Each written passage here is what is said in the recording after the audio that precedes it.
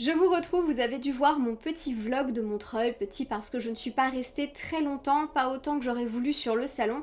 Cela dit, j'ai quand même eu le temps de faire de super achats que j'avais super hâte de vous montrer. Le premier livre que j'ai acheté tout de suite en arrivant sur le salon, c'est Fingus Malister, Feu follet, Mandragore et Cadavre frais d'Ariel Holst. Bon, clairement celui-là, ça faisait un moment que je le voulais, tout simplement parce que l'auteur c'est Ariel Holst, que j'adore ce qu'il fait, que ça avait l'air d'être assez humoristique, assez grinçant encore comme humour, un peu dans la même veine que les Sœurs Carmine que j'ai adoré.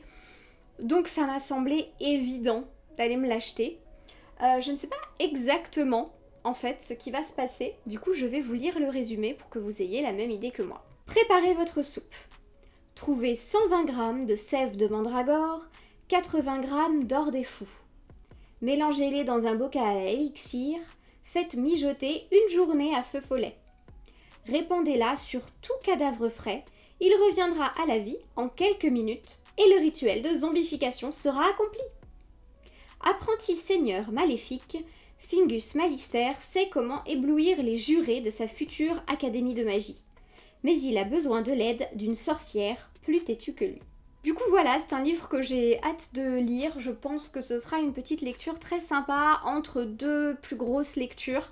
J'adore en fait ce genre de petits livres jeunesse, plein de fantaisie, entre deux lectures plus entre guillemets adultes. Ça me permet toujours de passer de l'un à l'autre avec une petite pause au milieu et souvent une petite pause que j'adore. Donc j'ai super hâte de le commencer.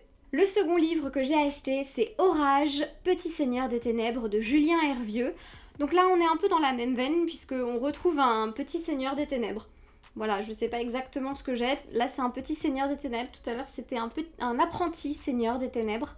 Voilà, j'ai un truc avec les enfants seigneurs des ténèbres, je sais pas ce que ça dit de moi, mais en tout cas, manifestement j'aime bien. Celui-ci, ça fait un petit moment qu'il est dans ma wishlist parce que, on va pas se mentir, j'adore le catalogue de Pulp Fiction, et là c'est les éditions Pulp Fiction.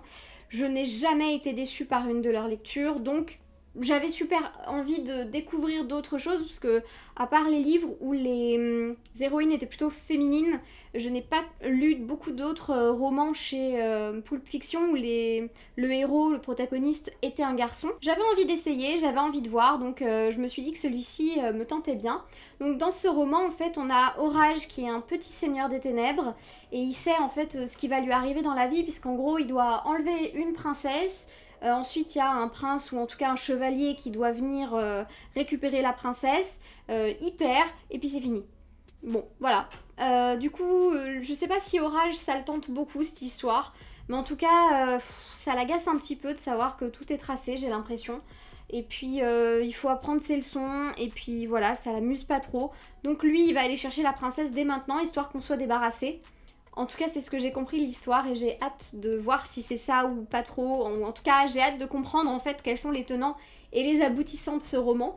Et puis cette couverture est beaucoup trop mignonne, je trouve. Et voilà, je pense que ça va être une très bonne lecture. Pour terminer avec les achats de romans, je reviens sur une héroïne féminine puisque j'ai acheté Autant en emporte la musaraigne, donc le tome 2 du journal intime de Cléopâtre Wellington de Maureen Wingrove alias Digly. Digly était là le samedi matin, malheureusement j'étais beaucoup trop fatiguée, je n'ai pas pu me rendre sur le salon le samedi matin, donc je l'ai raté, j'étais la tristesse incarnée. Mais c'est pas grave, peut-être que je la verrai ailleurs, dans une autre librairie ou que sais-je, et je pourrais faire dédicacer mon roman, ce serait avec grand plaisir. Parce que j'avais vraiment adoré le premier tome du journal intime de Cléopâtre Wellington, et là, je pense que je vais adorer le deuxième tome. J'ai hâte de savoir ce qui va lui arriver à Cléopâtre, parce que d'après ce que j'ai compris, elle va, comme beaucoup d'adolescentes, vivre des véritables drames, pas d'adolescente en fait, donc peut-être un garçon qui va la quitter, peut-être, je ne sais pas exactement ce qui va se passer. Ah oui, elle a un appareil dentaire, si quand même, elle a un appareil dentaire, ça c'est quelque chose que j'ai connu. Voilà, donc des choses, j'ai vraiment hâte de savoir, de connaître. J'aime beaucoup la manière dont Maureen Wingrove vient traiter en fait l'intimité, l'intime. Clairement, elle s'est servie de ses journaux.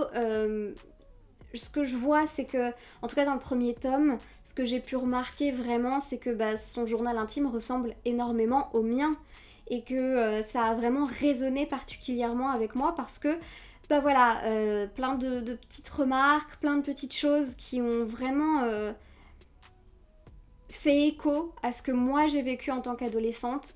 Donc j'ai beaucoup aimé. Et ce que j'aime beaucoup aussi dans ces romans, c'est que bien sûr ce sont des romans féministes, puisqu'il s'agit de Digly, il s'agit de Maureen Wingrove, qui est forcément, enfin qui est très engagée dans la cause féministe et qui pour le coup nous donne un contenu très féministe. Cela dit, elle nous présente une héroïne, et j'ai hâte de voir si c'est pareil dans le deuxième tome, une héroïne qui se laisse facilement avoir finalement par les injonctions. Alors oui, elle les voit, elle les débusque, donc elle arrive à s'en détacher, mais malgré tout, il y a plein de moments où elle en est un peu victime. Et je trouve que c'est important de montrer ça parce que ça déculpabilise peut-être certaines jeunes filles qui se disent oui, effectivement, j'aimerais être féministe, mais j'y arrive pas parce que ça me gêne d'avoir des poils sur les jambes, parce que ça me gêne d'avoir des poils sur les seins, parce que ça me gêne ceci, ça me gêne cela, de parler de mes règles, etc. Donc clairement je pense que ça permet de déculpabiliser en se disant bah oui, en fait, même en étant particulièrement éveillé à la cause féministe, ça veut pas dire qu'on n'est pas du tout victime des injonctions du patriarcat, ça veut pas dire qu'on n'est pas du tout victime en fait de la société qui nous entoure, et je trouve que c'est hyper important de le dire. Bref, tout ça pour dire que j'ai super hâte aussi de commencer Autant en emporte la musaraigne, parce que je pense que ça va être une lecture très drôle et géniale. Ensuite, on passe à des lectures qui vont être davantage graphiques, puisqu'en fait, cette année, je n'avais pas envie d'acheter énormément de livres sur le salon de Montreuil. En revanche, j'avais envie de me faire très plaisir avec des livres illustrés particulièrement beaux, certains que j'avais déjà repérés pour la plupart, et d'autres que j'ai trouvés sur le salon, à commencer par Merveilles et légendes de Brocéliande de Xavier Husson, qui est paru aux éditions Au bord des continents. Clairement, ce sont des éditions que je trouve magnifiques, j'adore toujours aller sur leur stand. Ce ne sont pas simplement des livres, ce sont des objets livres qui sont sublimes. Je trouve que l'objet est parfaitement travaillé, que ce soit cette couverture un peu matelassée, et puis ce papier glacé, toutes ces magnifiques illustrations. Je trouve ça extraordinaire. L'année dernière, enfin en début d'année plutôt, parce qu'on n'est pas encore en 2020, mon copain m'avait acheté en fait un petit recueil de contes bretons, donc de Xavier Husson, chez Au bord des continents. C'était un petit format qu'on avait trouvé au salon Livre Paris. Et c'est comme ça que j'avais vraiment découvert la maison d'édition et Xavier Husson. Et j'avais vraiment cette année pour Montreuil très très envie de m'offrir Merveilles et légendes de Brocéliande. Tout simplement parce que Brocéliande, j'y suis allée, que j'ai passé une très grande partie de mes vacances en Bretagne, assez proche de la forêt, et que tous ces contes et ces légendes bretonnes, et notamment celle de Brocéliande, ont vraiment bercé toute mon enfance, même une bonne partie de mon adolescence. Donc clairement, c'était pour moi évident que je me tourne vers ce recueil. On y parle du miroir aux fées, de Merlin, de la bûche d'or, de choses que j'ai vues de mes propres yeux lorsque je suis allée à Brocéliande. Donc j'étais hyper heureuse de me procurer ce recueil de contes. En plus d'un très beau texte, comme vous allez le voir, il y a de magnifiques illustrations de Xavier Husson qui sont vraiment magnifiques. J'adore son dessin, j'adore son trait, je le trouve vraiment délicat, je le trouve très élégant, c'est plein de caractères, vraiment qualitatif. Je trouve ça sublime. J'ai une très jolie dédicace aussi. Et j'adore vraiment ces dessins. Donc j'étais super contente de pouvoir me procurer ce joli recueil, ce très bel objet livre que je vais pouvoir, je pense, lire petit à petit, lire un conte par-ci par-là, une légende par-ci par-là, histoire de le faire durer un maximum. Ensuite, une deuxième lecture illustrée que je voulais absolument acheter sur le salon, celle-là je l'avais vraiment prévue, c'est Billy Brouillard et le don de trouble vue de Guillaume Bianco. Celui-là, je pense que Ninon m'en a beaucoup trop parlé, je l'avais feuilleté à plusieurs reprises, pour moi c'était parfaitement évident que je me le procure sur le salon. Celui-ci, j'ai vraiment hâte de le commencer, tout simplement parce que quand je le feuillette, déjà j'aime beaucoup les dessins, je les trouve vraiment très beaux, j'aime beaucoup la délicatesse du trait, j'aime beaucoup en fait la manière dont est dessiné Billy Brouillard, la manière dont c'est créé. mais en plus de ça parce que j'ai vu plusieurs planches au milieu qui ne font pas vraiment, ou en tout cas qui viennent compléter l'histoire. Je ne sais pas exactement comment ça va s'articuler et du coup j'ai super hâte de comprendre comment est constitué en fait ce livre. Pour être parfaitement honnête, même si Ninon m'en a parlé plusieurs fois, je ne me rappelle plus exactement de l'histoire. Je sais que Billy il voit des choses, c'est à peu près tout ce que je sais. Donc je me lance un petit peu dans l'inconnu et c'est ce que je préfère, je pense, quand je démarre une lecture, c'est me lancer en fait sans vraiment connaître l'histoire.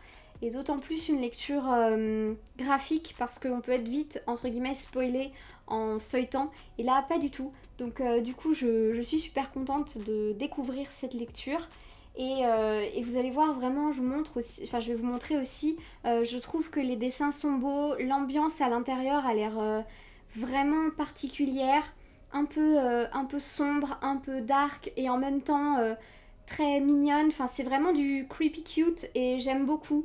Ça me fait un peu penser à la famille Addams ou ce genre d'ambiance là, donc j'ai vraiment envie de voir ce que ça va donner. Peut-être que je vais me le garder pour un week-end à 1000 ou en tout cas pour un moment comme ça où je vais essayer de comptabiliser des pages.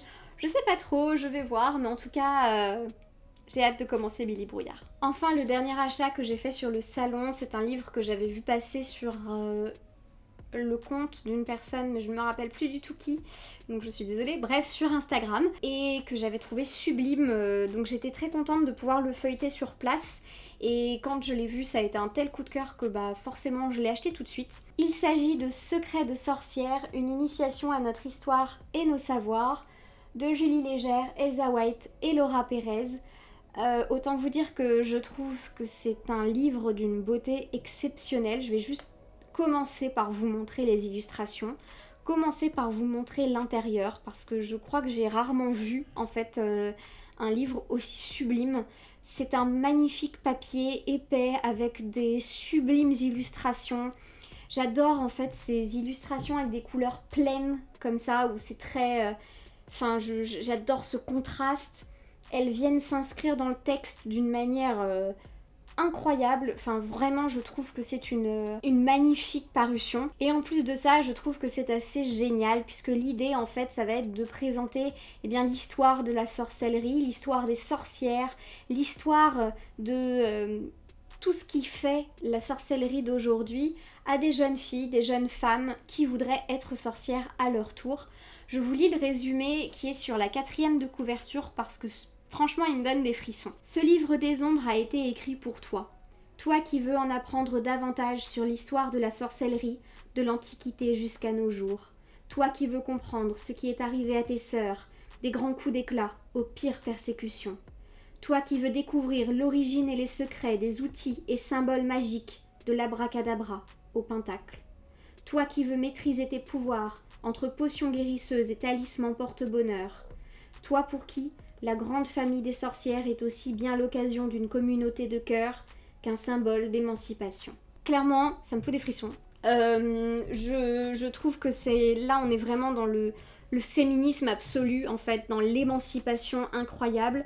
On parle beaucoup dans l'histoire qu'on apprend à l'école de l'histoire des hommes. Ici, on vient parler d'un pan de l'histoire des femmes et je trouve ça génial. Et le faire dans un livre aussi beau, dans un objet livre aussi magnifique, je trouve ça génial. Apprendre à maîtriser un pouvoir en apprenant ce que les femmes avant nous ont pu vivre, connaître en fait la vie de femmes sorcières en voulant en être une aujourd'hui, je trouve que c'est hyper important et hyper intéressant pour voir le contraste, pour voir comment est-ce qu'on arrive à petit et en donnant des grands coups s'émanciper, comment est-ce qu'on arrive à gagner petit à petit notre liberté, nos droits, et en étant sorcière, comment est-ce qu'on peut réussir à apporter quelque chose.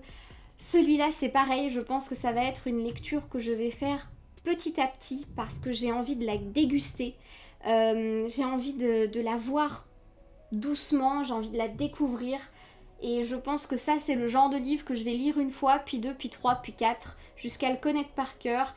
Et clairement, en étant plus jeune, c'est un livre que j'aurais adoré avoir dans ma bibliothèque parce que quand j'ai commencé justement à m'intéresser à la sorcellerie vers 12-13 ans, Je pense que j'aurais aimé connaître l'histoire de mes sœurs qui, avant moi, ont connu la sorcellerie, ont vécu la sorcellerie, ont pratiqué la sorcellerie et ont été persécutées, ont vécu des tragédies, alors que moi je pouvais faire des choses en étant beaucoup plus libre. D'ailleurs, la 4e de couverture mentionne qu'il s'agit d'un beau livre entre le documentaire et le manuel pour révéler la sorcière qui est en toi, car souviens-toi, savoir et confiance sont les fondements de tout pouvoir.